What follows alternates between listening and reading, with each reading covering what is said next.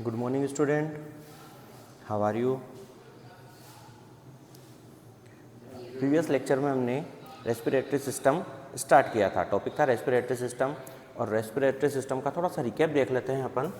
तो अपन ने देखा था रेस्पिरेटरी सिस्टम में कि जो ग्लूकोज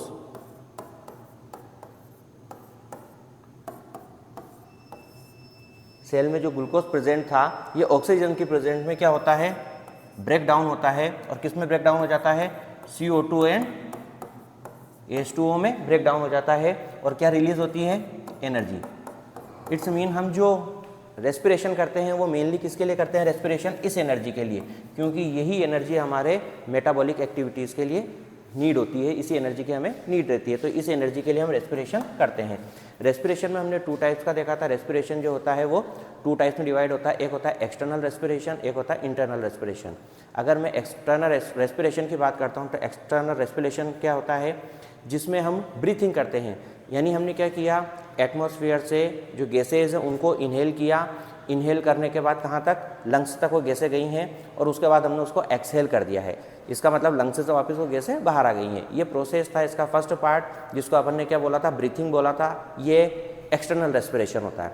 इसके बाद क्या होता है इंटरनल रेस्पिरेशन में, कि ये जो ऑक्सीजन होती है ये ब्लड में हीमोग्लोबिन से बाइंड होती है, और ऑक्सी हीमोग्लोबिन फॉर्म करते हुए कहाँ चली जाती है, ये सेल्स तक जाती है। और सेल्स तक जाने के बाद ये ऑक्सीजन कहाँ चली जाती है, सेल्स में चली जाती है। डिफ्यूजन प्रेशर से के थ्रू कहाँ चली जाती है, सेल्स में चली जाती हैं। और सेल्स से CO2 कहाँ आ जाती हैं, सेल्स से CO2 ब्लड में आ जाती हैं। ये CO2 वापस ब्लड कैरी करके कहाँ लेकर आता है, लंग्स तक लेकर आता है। और लंग्स में आके लंग्स की जो एल्विलाई होती है वहाँ पर इनको रिलीज कर दिया जाता है। तो सेल में कौन चली गई है, ऑक्सीजन चली गई है। ये ऑक्सीजन क्या करेगी, ये जो ग्लूकोज होता है इस ग्लूकोज को ऑक्सीडाइज कर देती है, इसको ब्रेक डाउन करती है ग्लूकोज को, और CO2 और H2 को फॉर्म करती है। और मेनली यहाँ पर एनर्जी रिलीज करती है। ये एनर्जी कितनी होती है, अप्रॉक्सीमेट 40 ATP एनर्जी यहाँ पर ये रिलीज करती है। ठीक है। और अगर मैं इसको किलो कैलोरी में कन्वर्ट करता हूँ तो 686 किलो कैलोरी एनर्जी यहाँ पर रिलीज होती है। ठीक है। आगे अपन बात करते हैं रेस्पिरेशन। आपने 2 टाइप्स का देखा था, कौन कौन सा, एक था एरोबिक रेस्पिरेशन, एक था एनएरोबिक रेस्पिरेशन। अगर मैं एरोबिक रेस्पिरेशन की बात करता हूँ तो एरोबिक रेस्पिरेशन क्या था, कि हम प्रेजेंस ऑफ ऑक्सीजन हम रेस्पिरेशन करते हैं। जितने भी आप जानते हो यूकैरियोटिक जो ऑर्गेनिज्म होते हैं वो एरोबिक रेस्पिरेशन को ही करते हैं, और ये प्रेजेंस ऑफ ऑक्सीजन में होती है, इसलिए इसको एरोबिक रेस्पिरेशन कहते हैं। एरोबिक रेस्पिरेशन की यही रिएक्शन है जो अपन ने देखी है। एनारोबिक रेस्पिरेशन में क्या होता है, ये जो ग्लूकोज होता है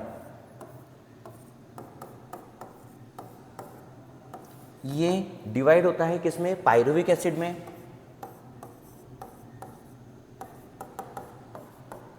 और ये पायरुविक एसिड कितने कार्बन का, 3 कार्बन का।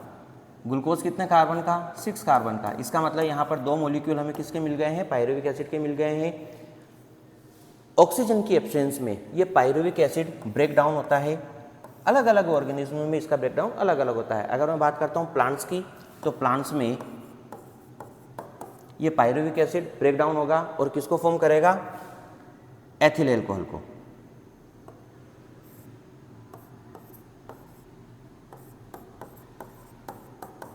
एथिल एल्कोहल को फॉर्म करता है।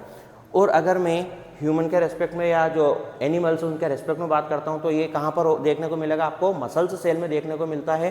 और मसल सेल में जब ये ब्रेक डाउन होता है पायरुविक एसिड, तो किसको फॉर्म करता है, ये लैक्टिक एसिड को। ये लैक्टिक एसिड वही है जिसके कारण हमें टायर्ड फील होता है। हमने बहुत ज़्यादा फिजिकल एक्टिविटी की है और हमें लगता है कि हम टायर्ड हैं, थके हुए हैं, तो वो क्यों फील होता है, क्योंकि वहाँ पर ऑक्सीजन की क्या हो गई है, डेफिशिएंसी हो गई है। और ऑक्सीजन की डेफिशिएंसी हो जाती है तो वहाँ पर किसका फॉर्मेशन हो जाता है, लैक्टिक एसिड का फॉर्मेशन हो जाता है। लैक्टिक एसिड के फॉर्मेशन से ही हमें टायर्ड फील होता है। फिर जब यहाँ पर ऑक्सीजन प्रोवाइड होती है तो ये लैक्टिक एसिड ब्रेक डाउन होगा, और ब्रेक डाउन होकर ये वापस क्या बनाएगा, CO2 और H2O को फॉर्म करता है और एनर्जी रिलीज करता है। ठीक है। तो यहाँ तक हमने कल देख लिया था। इसका आगे की अगर अपन बात करते हैं तो respiration pathway,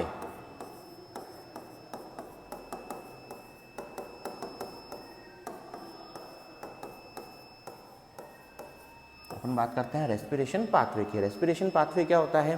first of all atmosphere के कांटेक्ट में कौन सा पार्ट है? नोज। ठीक है, नोज के जो एक्सटर्नल पोल होते हैं इसको बोलते हैं एक्सटर्नल नोस्ट्रिल। एक्सटर्नल नोस्ट्रिल किस में ओपन होता है? नेजल पैसेज में। नेजल पैसेज में टर्मिनल बोन्स होती हैं। ये टर्मिनल बोन्स कहाँ जाती हैं? माउथ पार्ट में। और माउथ पार्ट का जो पोस्टीरियर पार्ट होता है, मैंने आप लोगों को डाइजेस्टिव सिस्टम में बताया था कि ऊपर की ओर जो पार्ट होता है वो होता है पैलेट, और पैलेट का पोस्टीरियर पार्ट जो होता है वो सॉफ्ट पैलेट होता है। सॉफ्ट पैलेट में मैंने कहा था कि आपको वेलम पैलेटाई एक स्ट्रक्चर होती है, वो वेलम पैलेटाई जिस पार्ट को कवर करती है वो पार्ट कौन सा था? Internal nostril. तो जो पोस्टीरियर पार्ट होता है वो क्या होता है? इंटरनल नोस्ट्रिल होता है। और इंटरनल नोस्ट्रिल जो होगा वो पीछे जाकर कहाँ ओपन होगा? फेरिंग्स में। फेरिंग्स जो होता है वो डाइजेशन और रेस्पिरेशन के लिए कॉमन पाथवे का फंक्शन करता है। फेरिंग्स इसमें ओपन होता है लैरिंग्स में। लैरिंग्स तो मैं एक पाथवे बना देता हूं, external nostril,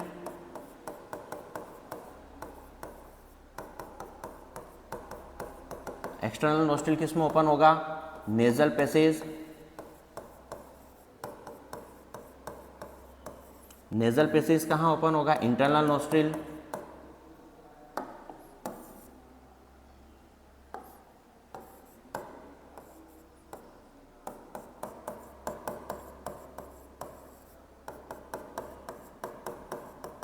internal nostril pharynx में। फेरिंग्स आगे कहाँ ओपन होगा? फेरिंग्स जो वो कॉमन पाथवे का फंक्शन करता है डाइजेशन और रेस्पिरेशन के लिए। फेरिंग्स के बाद जो गैसेज होंगी वो कहाँ जाएंगी? तो लैरिंग्स में। और लैरिंग्स जो होता है इसको अपन वोकल चेंबर भी बोलते हैं।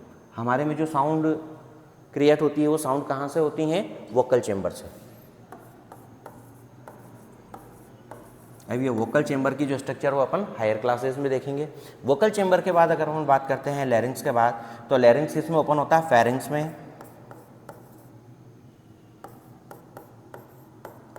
फेरिंग्स में ओपन होगा।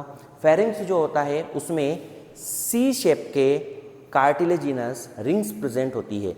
ये क्या काम करती है? इसको सिकुड़ने से रोकती है। ठीक है, जब हमने एयर को एक्सचेंज किया तो वहाँ पर अगर वैक्यूम हो जाता है तो वैक्यूम की कंडीशन में वो सिकुड़ेगा नहीं। उसके लिए यहाँ पर इस फेरिंग्स में सी शेप रिंग्स प्रेजेंट होती हैं जो कार्टिलेजिनस होती हैं। और ये जो सी शेप होती हैं इनका जो सी पार्ट होता है यानी ओपन जो पार्ट होता है वो किस तरफ होता है? मैंने कल आपको बताया था ईसोफेगस। ईसोफेगस की ओर जो ओपन पार्ट होता है, और ये जो इसका कवर्ड पार्ट होता है ये किस तरफ होता है? हमारे नेक पार्ट की तरफ होता है। ठीक है, फेरिंग्स के बाद हम आगे चलते हैं। तो फेरिंग्स किस में जाकर ओपन हो जाता है? फेरिंग्स अपने ओपन हो जाता है ब्रोंकाई में।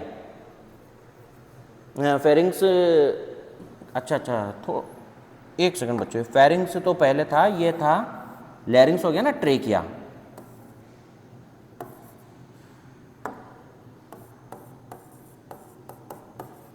फेरिंग्स के बाद ये ओपन होगा ट्रेकिया में। और ट्रेकिया ही क्या है? में ही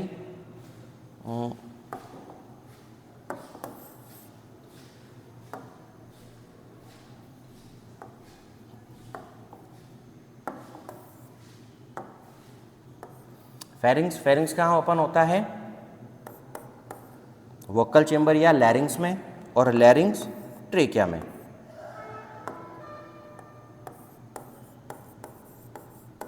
लैरिंग्स कहाँ ओपन होता है? ट्रेकिया में।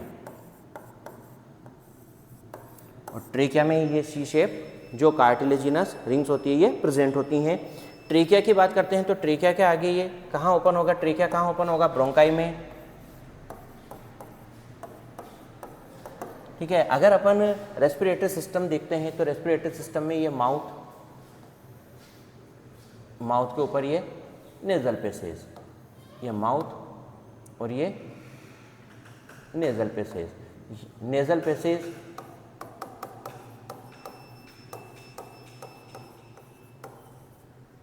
Knows, external nostril,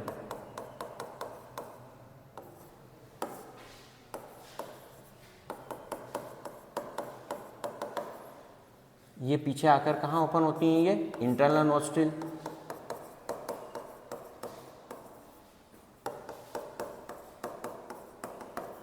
internal nostril के बाद ये पार्ट होता है इसका फेरिंग्स। फेरिंग्स जो है वो डाइजेशन और रेस्पिरेशन दोनों के लिए कॉमन पाथवे का फंक्शन करता है। इसके बाद यहाँ पर ये इसका है वेंट्रल पार्ट और ये है डोर्सल पार्ट। ये हमारा होता है वेंट्रल पार्ट और ये हमारा होता है डोर्सल पार्ट। तो डोर्सल पार्ट में तो ये पीछे फेरिंग्स के बाद ये फेरिंजियल पार्ट हो गया,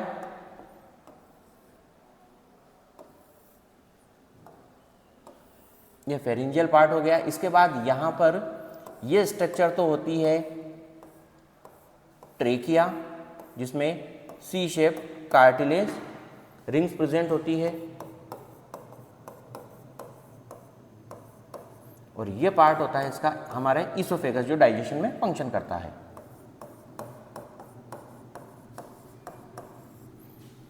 ट्रेकिया आगे जाकर ये डिवाइड हो जाती है 2 पार्ट्स में। यहाँ पर भी क्या प्रेजेंट होती है, ये सी शेप कार्टिलेज रिंग्स प्रेजेंट होती हैं,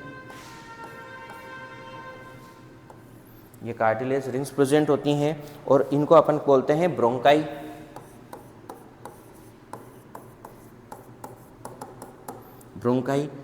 ब्रोंकाई किस में ओपन हो जाती है, ये स्ट्रक्चर होती है लंग्स।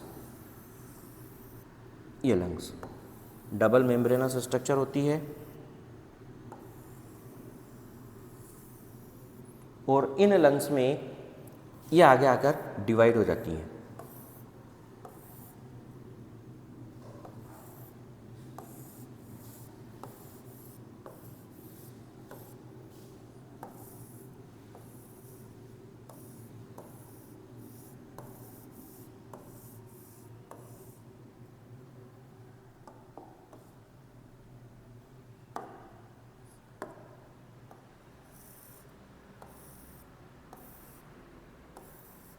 ये फर्दर ये डिवाइड होती हैं और ये जो फर्दर डिवाइड हुई हैं इन स्ट्रक्चर को बोलते हैं ब्रोंकियोल्स।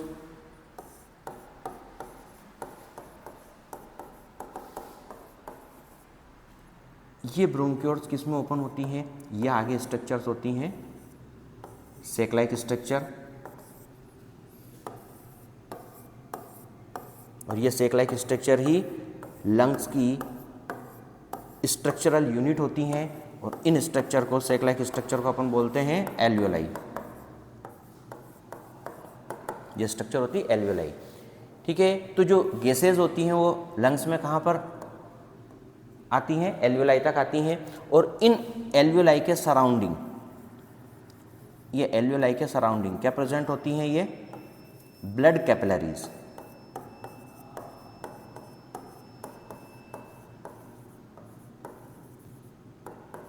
क्या प्रेजेंट होती हैं, ब्लड कैपिलरीज प्रेजेंट होती हैं। तो जो ऑक्सीजन होती है वो डिफ्यूजन प्रेशर से एल्वियोलाई से कहाँ पर चली जाती हैं, ब्लड में चली जाती है, और CO2 जो होती है वो ब्लड से कहाँ आ जाती है, एल्वियोलाई में आ जाती है। इस प्रकार गैसेस का एक्सचेंज होता है।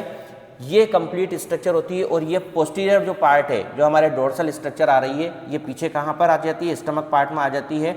ये जो स्ट्रक्चर है ये कौन सी है, ईसोफेगस है, ये डाइजेस्टिव सिस्टम या रेस्पिरेटरी सिस्टम। ठीक है, तो इस डायग्राम का आप ड्रॉ कर लेना। इसके बाद अपन बात करते हैं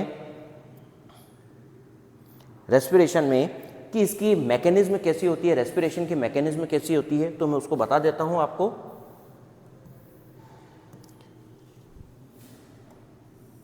यह हमारी बॉडी का है कौन सा पार्ट, कौन सा बताया था मैंने, ये आपको वेंट्रल पार्ट। ये कौन सा पार्ट होता है, डोर्सल पार्ट। ये हमारे है वेंट्रल पार्ट, और इस वेंट्रल पार्ट में यहां पर ये स्ट्रक्चर होती है स्टर्नम। ये स्टर्नम, यहां पर जो बोन प्रेजेंट होती है इस बोन को बोलते हैं स्टर्नम। पोस्टीरियर पार्ट में ये स्ट्रक्चर, यानी ये डोर्सल पार्ट, और डोर्सल पार्ट में प्रेजेंट ये जो स्ट्रक्चर है, ये स्ट्रक्चर कौन सी स्ट्रक्चर होगी, ये होती है स्पाइनल कॉर्ड या वर्टिब्रल कॉलन। मैं इसको वर्टिब्रल कॉलन बोल देता हूं।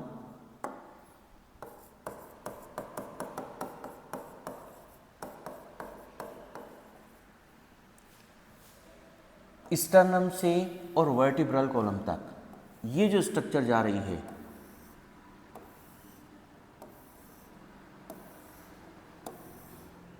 ये स्ट्रक्चर्स होती हैं रिब। और हमारे में रिब्स की नंबर्स कितने होते हैं? 24 होते हैं, यानी 12 पेयर रिब्स प्रेजेंट होती हैं। ये जो रिब यानी लेटरल साइड में क्या हो गई हैं? रिब्स हो गई हैं। वेंट्रल साइड में क्या हो गई है? स्टर्नम हो गई है। डोर्सल साइड में क्या हो गई है?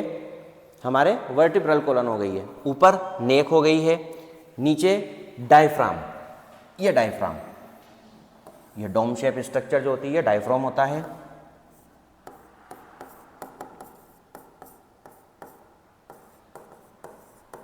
ये डायफ्राम होता है। यहां पर एक ये केज लाइक स्ट्रक्चर हो गई है। ये जो केज लाइक स्ट्रक्चर है, इस केज लाइक स्ट्रक्चर को अपन क्या बोलते हैं?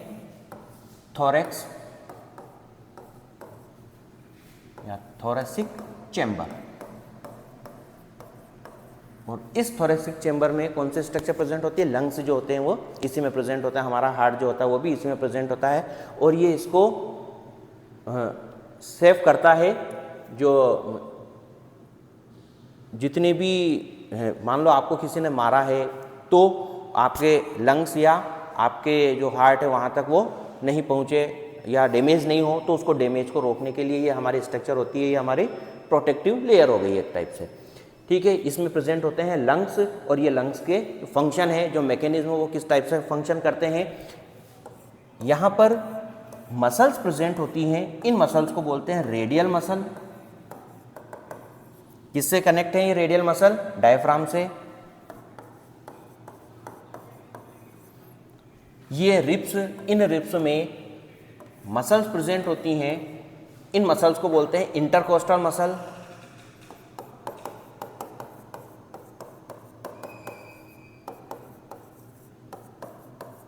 Intercostal muscle.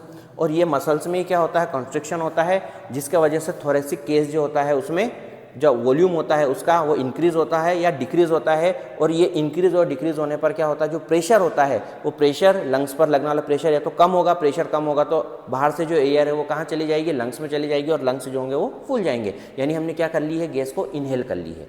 ठीक है। फिर जब यहाँ पर मसल्स में रिलैक्सेशन होगा तो ये, जब यहाँ पर कंस्ट्रिक्शन हुआ तो क्या हुआ? ये फ्लैट शेप हो जाता है। जो डायफ्राम वो कैसा हो गया? फ्लैट हो गया। फ्लैट हो गया तो, और ये रिब्स जो होंगी ये ये स्टर्नम पार्ट किधर की तरफ? आगे की ओर और ऊपर की ओर बढ़ेगा। तो क्या होगा? यहाँ का जो चेंबर होगा थोरेसिक चेंबर, इसका वॉल्यूम क्या हो जाएगा? इंक्रीज हो जाएगा। लंग्स में स्पेस मिल जाएगी। लंग्स को स्पेस मिल जाएगी तो लंग्स में बाहर की एयर अंदर चली गई है। इसको अपन बोलते हैं इनहेलेशन। फिर इसके बाद क्या होगा? यहाँ पर वापस से ये रिलैक्सेशन हुआ, ये मसल्स रिलैक्स हुई हैं। यहाँ की मसल्स भी क्या होंगी? ये रिलैक्स होंगी। और रिलैक्स होंगी तो वापस से ये स्टर्नम पार्ट और जो रिब्स हैं ये किधर जाएंगी? पीछे की ओर जाएंगी। जो डायफ्राम है वो वापस से कैसा हो जाएगा? डोम शेप हो जाएगा। और डोम शेप हो जाएगा, डोम शेप हो जाएगा तो यहाँ पर जो होगा वॉल्यूम जो होगा थोरेसिक चेंबर का ये कम हो जाएगा। लंग्स पर क्या होंगे? प्रेशर कंज्यूम होगा। और ये जो प्रेशर होगा इसके वजह से जो अंदर एयर है वो सारी एयर क्या हो जाएगी? बाहर आ जाएगी। और इसको अपन एक्सेलेशन बोलते हैं। ठीक है बच्चों, तो ये मैंने मैकेनिज्म बताई आज इनहेलेशन और एक्सेलेशन की। इसको डिटेल कल करते हैं अपन। Okay, thank you.